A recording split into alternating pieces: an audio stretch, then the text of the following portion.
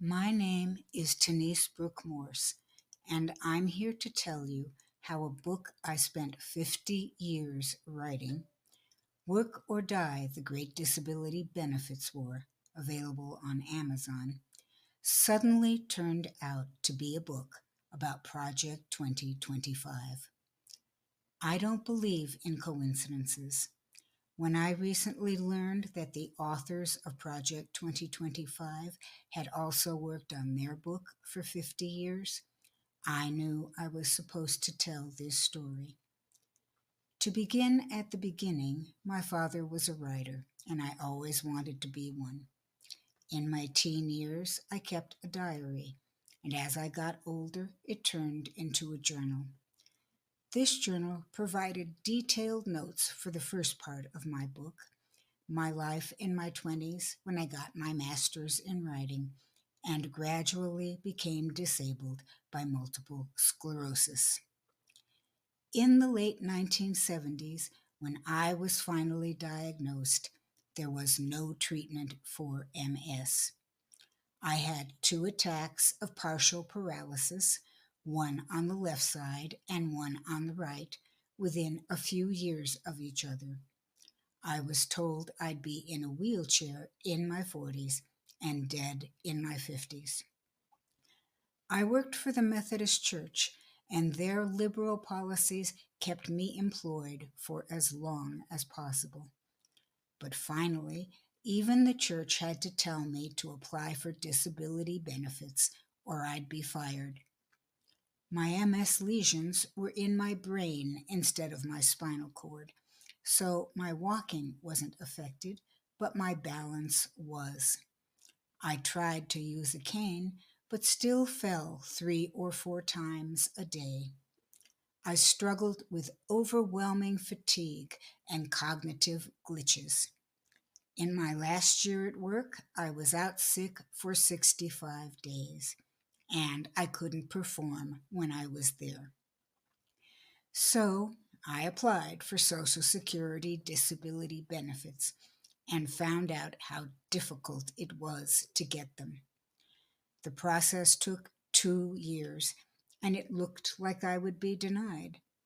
But my second attack of paralysis happened only weeks before my hearing before an administrative law judge, and so I was approved. In 1981, I'd been collecting disability benefits for less than 2 years when President Ronald Reagan took office. No one said that he brought the first version of Project 2025 with him. I don't know if it was a secret, but the press never mentioned it. Here, there's some history you need to know. It goes back to 1979, when the economy was bad, we had runaway inflation, and Social Security taxes were due to rise in 1980. Some people demanded to know why Social Security needed so much money. In 1979, Social Security did an internal study, a study that focused on the disability insurance program to answer that question. Social Security has three programs: old age benefits, disability insurance, and Medicare. Disability insurance was the only one with flexible standards. You qualified for old age benefits when you reached 65, and you qualified for Medicare if you had been accepted in the old age or disability programs. Since the purpose of an internal study is always to cover your butt, the statistics and definitions used in that study were skewed, and the study concluded as many as 20% of the people getting disability benefits were actually ineligible. After hearing testimony, Congress asked the General Accounting Office to do a follow-up study. But the GAO study simply accepted Social Security's statistics and definitions and rubber stamped the 20% figure. The studies were wrong and their conclusion false, but it would be 5 years before that was noted in the press. On September 11, 1985, Representative Edward R. Roybal, chair of the House Committee on Aging, had a letter to the editor published in the Wall Street Journal. In it, he noted that the GAO report was based almost entirely on an internal Social Security Administration study done in 1979. He also stated that SSA study and subsequent studies showed the true error rate to be less than 10%. In 1980, given conservative expert testimony and flawed statistics, President Carter asked Congress to pass a law that Social Security had to review everyone receiving disability benefits, and Congress passed that law. When Reagan was elected, his administration became responsible for conducting that review. After he took office, he promised the reviews he conducted would be intensive. Since people thought they knew what an intensive review would look like, a paperwork nightmare that would require people to verify that they were actually disabled, no one was concerned. Very few people knew how the Social Security system worked. All the stages in Social Security's paperwork that asked for more information were defined as appeals. Thus, your first application was almost always denied, and you were told you could appeal. The first appeal was also frequently denied, but you could ask for a hearing before an administrative law judge. If he found against you, there was a final appeal within the system, but it rarely changed the outcome. If you were truly persistent, you could then sue in federal district court. This same structure would be used for a review. After being asked to fill out some paperwork, you would be told you were not eligible for benefits and would have to start working your way up the appeals chain. But there was one crucial difference between a new application and a review. In a review, you were already getting benefits and Medicare. Shortly after you got your first rejection, your benefit checks stopped and your Medicare was canceled. They would not be reinstated unless one of your appeals was successful. The Reagan administration was silent about that aspect of the upcoming reviews and many others. When Wall Street Journal reporter Bert Shore discussed them in April 1981, he could only note that Reagan appointees were giving high priority to removing malingerers and other ineligibles from the disability lists. Many years after the reviews began, I researched them for my book. Following the evidence, I saw that they were conducted according to a plan that Reagan had from the beginning. Then I suspected that it was a right-wing plan to downsize the Social Security disability program. Then I concluded that this plan came from a right-wing think tank that continued to advise Reagan through his presidency.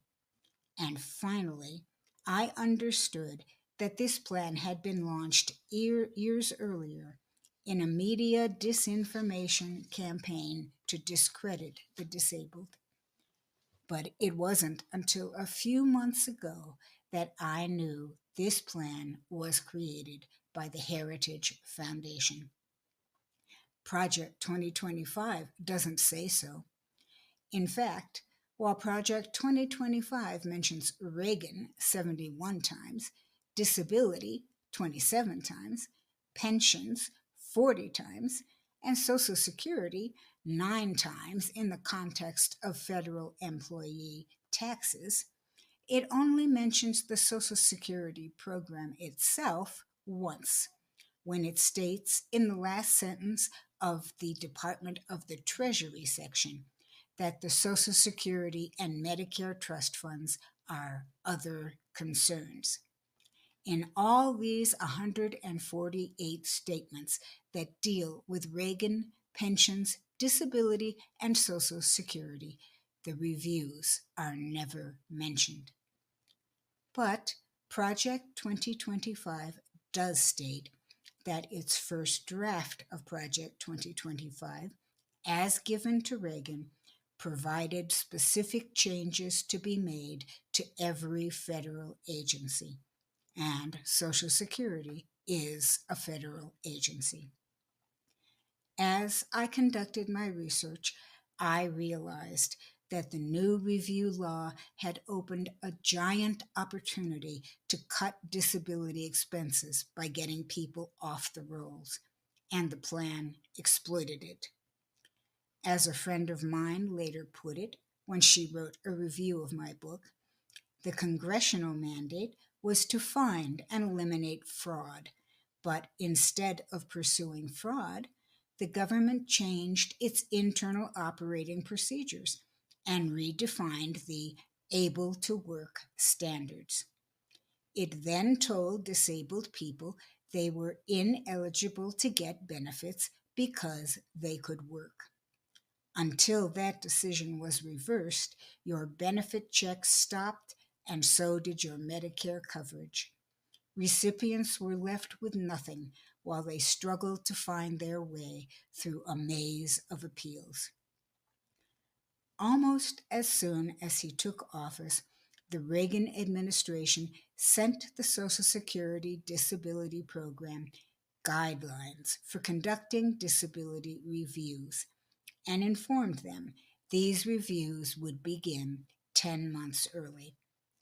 The guidelines included discarding the previous standard that disabled people could not be removed from the program without evidence of medical improvement. It then developed a profile of the clients who should be reviewed first and sent this list on to the state agencies. Mentally ill people were at the top of the list, which is why the earliest press coverage of the reviews centered on them. Later, they reported the profile by illness type. People with heart conditions came next, etc. But I think the press failed to analyze the profile. If they had, they might have seen that the mentally ill were first because they were the most likely to be unable to fight back. I suspect that if the groups were analyzed by age, a pattern would emerge. Younger people were, of course, the most expensive clients in the system, especially younger people with dependents. I was 31 and had a young son. Thus, although I was one of only 7% with neurological disorders picked out by the profile, I was in the first wave of those reviewed. The first notice I received that my benefits were being reviewed stated that I had been treated and my condition had improved. I was bewildered and thought it must be a mistake. There was no treatment for multiple sclerosis. Over time, I received other notices that made the same claim. In my next to last appeal within the system, I was told I could work because I could sit. Also, because I could pick up and carry a newspaper. Also, because I took no medications, because none were available for my untreatable illness. And finally, because I only saw doctors 2 or 3 times a year, because, with no options to offer me, they told me to check back in occasionally so they could chart the progress of my illness. My story was not the worst. Here are a few others that eventually made the newspapers. A disability law judge found that a middle aged woman paraplegic in a wheelchair was not eligible for disability benefits because you can still work with your hands. Columnist Sylvia Porter told us about a roofer with a crushed spinal disc who returned to work. His back gave way on the job and he fell into a vat of hot asphalt. Burned over most of his upper body, he was told he could do work that did not require bending, stooping, or lifting, and his benefits and medical insurance were terminated. A schizophrenic with an IQ of 61 was advised to become a migrant farm worker. A man with a heart condition had a heart attack immediately after he was required to complete a stress test, and he needed double bypass surgery.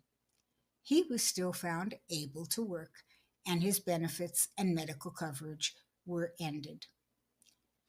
These stories didn't surface right away. Reagan's revised definition of disability was not revealed until the reviews had been underway for months and tens of thousands of people had already been stripped of their benefits. As the numbers of disabled people who found themselves penniless and without medical care mounted, the scope of the problem for the country became clear.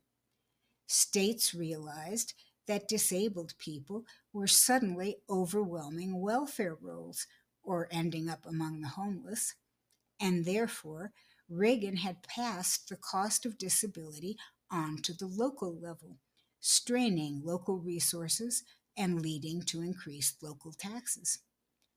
Congressmen became involved, and eventually congressional hearings began. Lawsuits were also filed by agencies and lawyers that represented the disabled. From 1981 through at least 1992, the way these reviews were being conducted was covered in the mainstream media. Congressmen held hearings and proposed and passed bills, and state governments and agencies that represented the disabled filed multiple lawsuits in federal courts. The Reagan administration ignored them all. His advisors consistently lied to the media and Congress, announcing 3 or 4 times a year that it was going to make changes to the review process, but real changes never happened. It found ways to thwart congressional mandates and delay court decisions, and dragged the review process out for as long as possible. My review only took 6 years.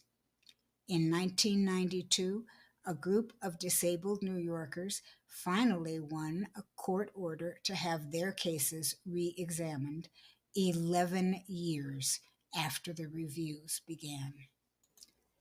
While I was living through it, I didn't consider that Reagan's behavior was odd for politicians.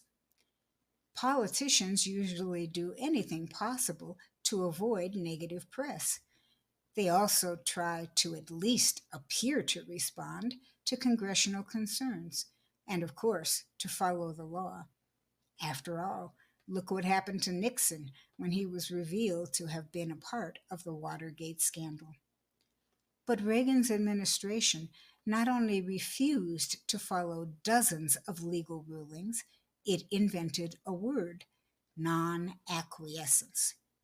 This meant that the executive branch was not subordinate to the judicial branch, and therefore any decisions made by the executive branch were legal, and any court rulings saying otherwise could be ignored. As court after court ruled that the able to work standards being applied were illegal, the Reagan administration told Social Security to ignore these rulings. And the Reagan administration refused to follow precedent. Let's say a woman with MS sued Social Security when she was found not eligible for benefits because she could wash a dish. If the court ruled in her favor, Social Security had to restore her benefits, but it also had to restore the benefits of anyone else whose eligibility had been denied for similar reasons. A legal precedent had been established, and Social Security had to follow it or appeal. Using non-acquiescence, Reagan didn't bother to appeal, but refused to acknowledge court precedent. This meant that every person who had been denied for the same illegal reasons still had to pursue an individual lawsuit in court. And you couldn't even get to court until you had worked your way through every appeal option in the Social Security system, a process that took years. When the press and Congress and the courts made non-acquiescence an issue, Reagan's advisors prompted him to propose the establishment of a new court to hear only Social Security cases, a court that would provide great uniformity in its rulings, but would also not have the protections that the federal court offered. Our government claimed non-acquiescence through Reagan's 8 years in office and Presidents George H.W. Bush's 4. Meanwhile, Congress eventually managed to pass a bill restoring the medical improvement standard. It took 3 years, and during that time, Reagan supporters in Congress attempted to pass a bill that would have severely limited the ability of disabled people to provide evidence during a review. After the medical improvement law went into effect, government lawyers asked the courts to withdraw the benefits they had granted in class action suits for the mentally ill and others, because the court rulings were more generous than the new law. The new law only sent people back to Social Security for a re-review, a process that could take from 1 to 3 years. The government wanted to take these people's benefits away again for that period of time. Eventually, my benefits were restored. I later learned that I was one of only 6% who were able to persist through the entire Social Security appeals process to sue in federal court. I was also one of the 3% who eventually won through that process. Of the 96% of reviewees who didn't get there, some of us were reinstated through other means. But what happened to the rest of us? I haven't found any studies on it, but I'd guess they died, ended up on welfare, joined the homeless, were put in institutions, or were lucky enough to have family that could take them in. I know some killed themselves. Those who needed significant medical care were probably among the group that died. In the end, 600,000 American citizens, 500,000 plus disabled workers and their dependents lost their benefits. The disabled, who had spent years establishing their eligibility for the program, also lost their medical coverage. What Congress and the law finally accomplished was to stop new reviews from being conducted in the same way. That said, it had its drawbacks. The medical improvement law was interpreted to mean that reviewees who had lost their benefits should have their cases sent back to Social Security for a re-review. This process could take a long time. And you were excluded if you hadn't been able to appeal or continue to appeal, even if no medical improvement had been established in your case. Revised standards for evaluating disability remained in place, and over the years, millions of new applicants were denied for reasons that had repeatedly been found illegal in the courts. The disability program never fully recovered. A friend's daughter eventually had to apply for benefits. Her first rejection, which should have taken 3 to 6 months, took 2 years. Her second rejection was timely enough. It took 6 months. Then she was told it could take up to a year and a half for her to have a hearing before an administrative law judge. That would be a total of 4 years since her application process began.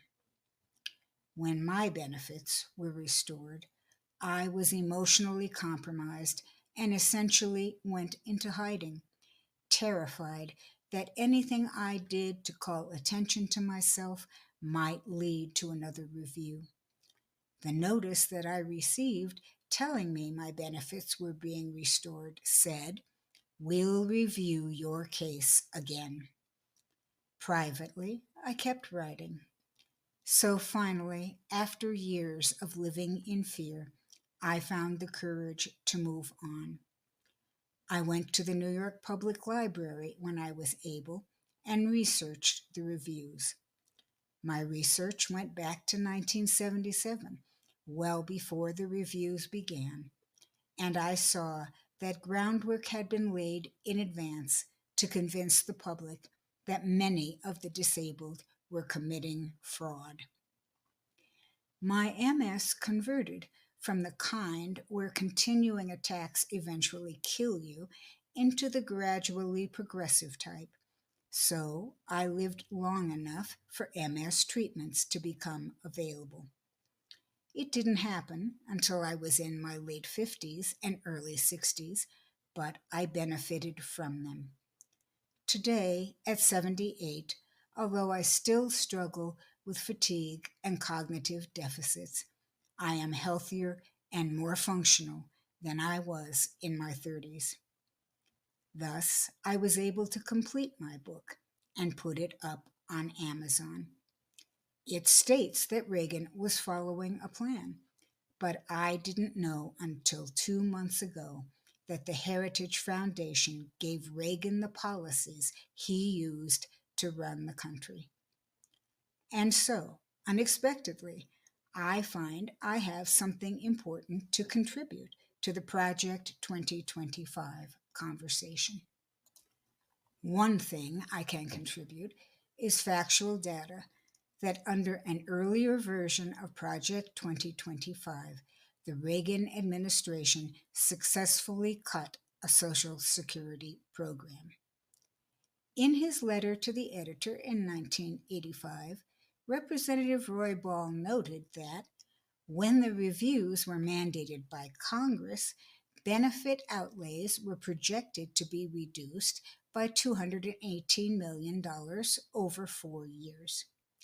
Now, he pointed out that in 1983, even with administrative reforms, the Social Security Administration predicted that benefits would be cut by $2.7 billion, over 12 times the amount anticipated by Congress.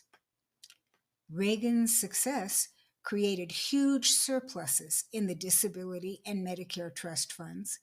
So around that time, articles were published about how suddenly causing 2 Social Security trust funds to have such an enormous surplus could hurt the economy.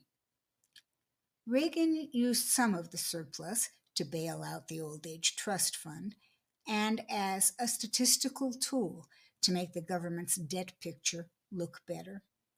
Once, when the President and Congress couldn't agree on the debt ceiling, trust fund bonds were canceled so the government could borrow the same amount from private sources, and the Disability Trust Fund lost millions of dollars in interest. This is what happened in 1981. What will happen in 2025? I also have something to contribute about the way the Reagan accomplished the Heritage Foundation's goal. Over time, I've realized that there are two kinds of social plans to change things in America. One plan hopes to make an improvement in the economy, in the homeless situation, etc. We see these kinds of plans rolled out regularly every time the administration changes. But once the plan is out in the real world, cracks appear and unexpected consequences. And so modifications are made to the plan so it can achieve its goal of improving the economy, reducing the homeless population, etc. The second kind of plan is ideological. Ideological plans are not geared to respond to problems or to make changes. Ideological plans are meant to impose themselves on society no matter what, because the plan is based on the belief that this is what is supposed to be. Because Project 2025 is an ideological plan, I conclude it will not be responsive to evidence that it has created misery or injustice. You will not be able to shame an administration that is following Project 2025. It will not respond to the media, elected officials, the courts, or public opinion. How do I know this? Because it didn't respond the last time. I also believe that if Project 2025 is implemented, crippling the entire Social Security system is high on the priorities list. I believe this because Project 2025 makes a point of not talking about the Social Security program or Reagan's changes to it.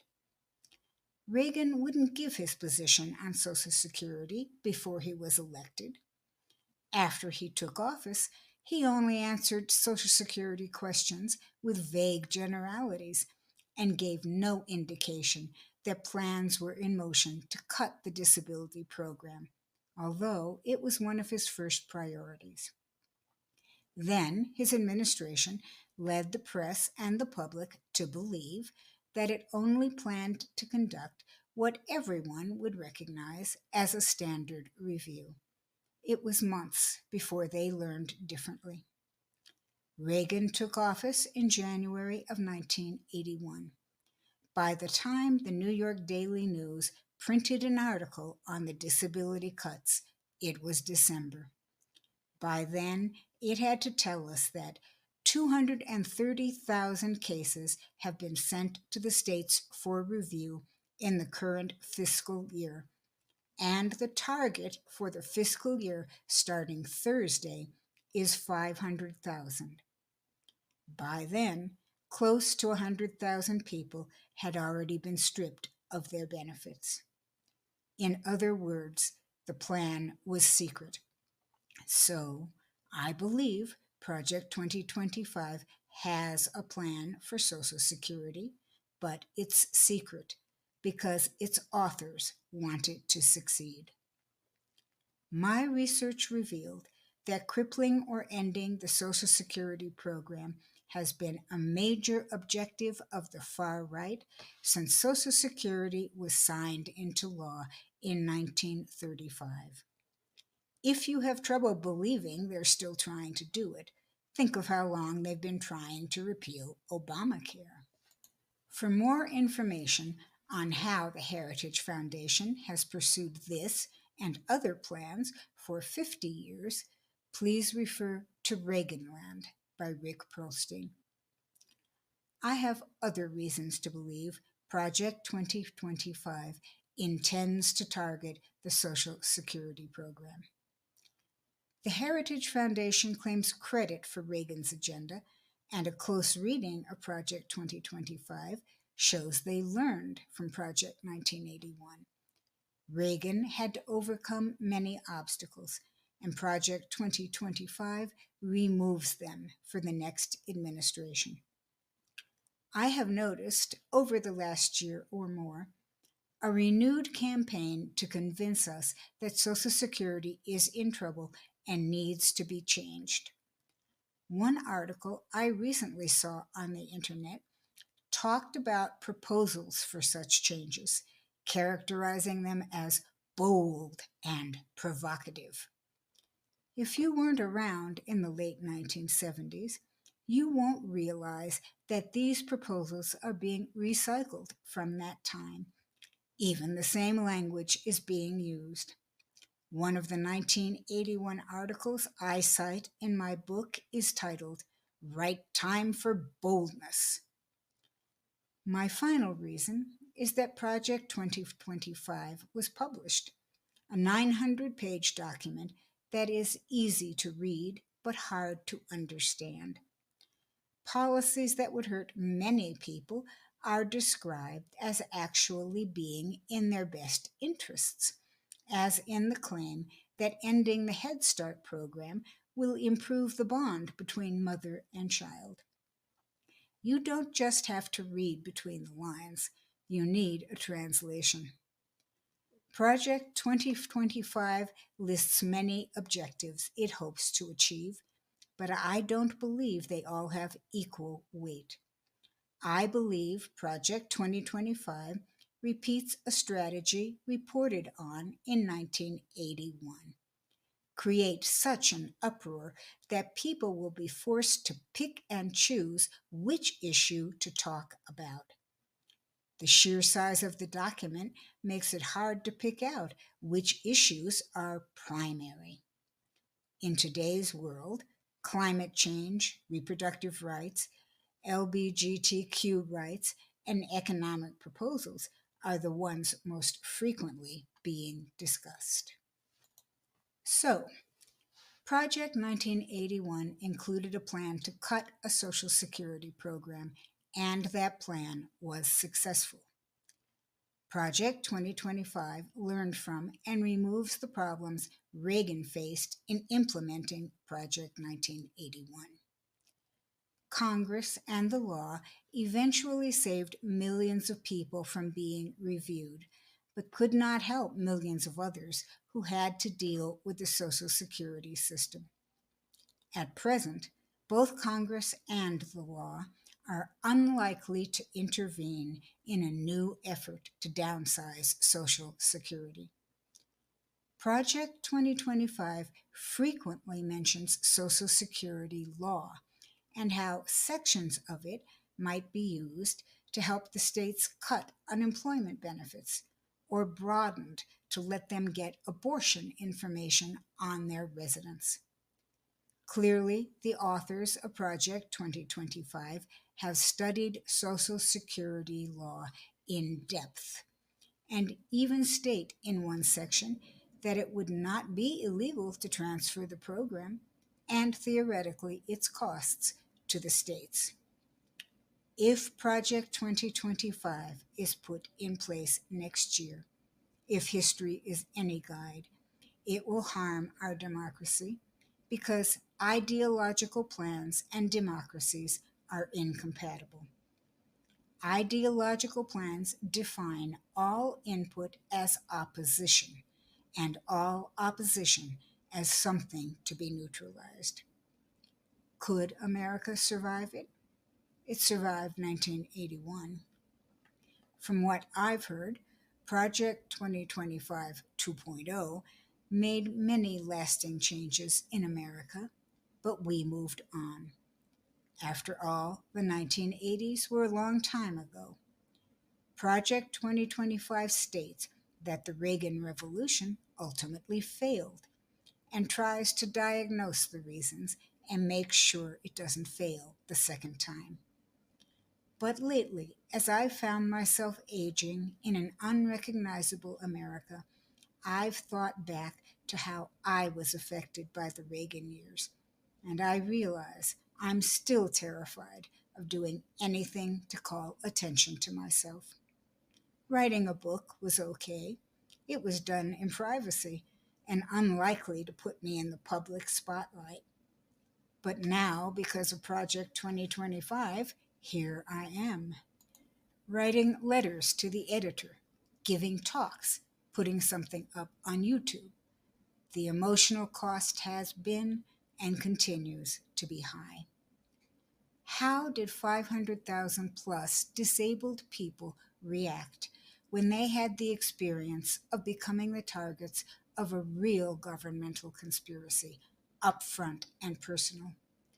Many of those people had families, friends, worked with individuals and agencies who were deeply affected by their experience. Approximately another 8 million disabled people whose claims were denied over the years probably had no idea it was for illegal reasons, but they came away with the belief that you can't trust our government. For years, it took their money for disability insurance, but then refused to pay its claims. When an early version of my book was free on the internet, I got the following email about it. I am a historian teaching the U.S. survey for the first time. I ran across your book. I was born in 1971, and my father became disabled with a degenerative spinal condition in 1980. His application got caught up in Reagan's review with severe repercussions for our family. I will be sure that the next generation of students who come through my classes know about this.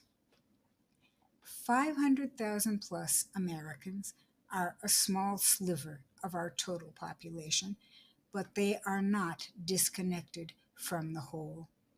Even 8 million are a tiny minority, but their families and friends and the workers who tried to help them also got the message that you can't trust our government and you'd better watch your back.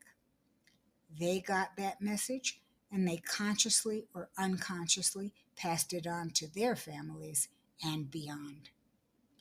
I think Project 2025 is one of the reasons we have so many Americans who believe in conspiracy theories and so many more who have a deep rooted distrust of all things governmental, especially large federal agencies.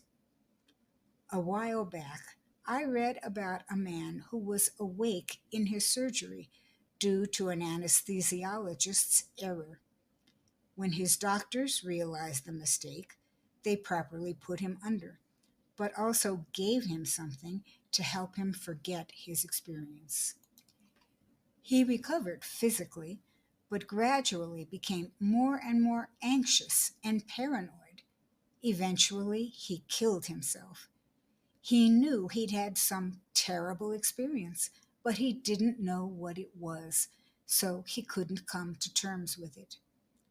I think America has been going through the same thing. In the early 1980s, something happened, but we didn't know what. Now that Project 2025 has been published, we have an answer. But 1981 was a long time ago. Most Americans no longer know how Project 2025 was implemented in America in 1981. That's why I'm here telling you my story. Still too frightened to show my face, but convinced it needs to be done. The upcoming election is not just your standard Republican versus Democrat, and it's not even just about the future of our democracy. It's about America's soul. And it's about a group of people who knew they would never be elected because their beliefs aren't popular.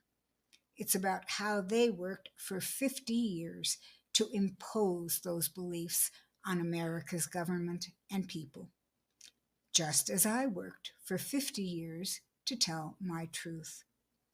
In the postscript I added just 5 or 6 months ago to Work or Die, the Great Disability Benefits War, I said, there's an America that wants to be great again, by which it means America for us. The problem is, all of us think we're the us that makes America great. Here I sit at my computer, a 78-year-old white woman living in a nice community, a mother and grandmother, a churchgoer, a voter, a responsible neighbor, and I was not one of us. How easy it is to be defined out of existence. I hope America resists that trend before the person being defined out of existence is you.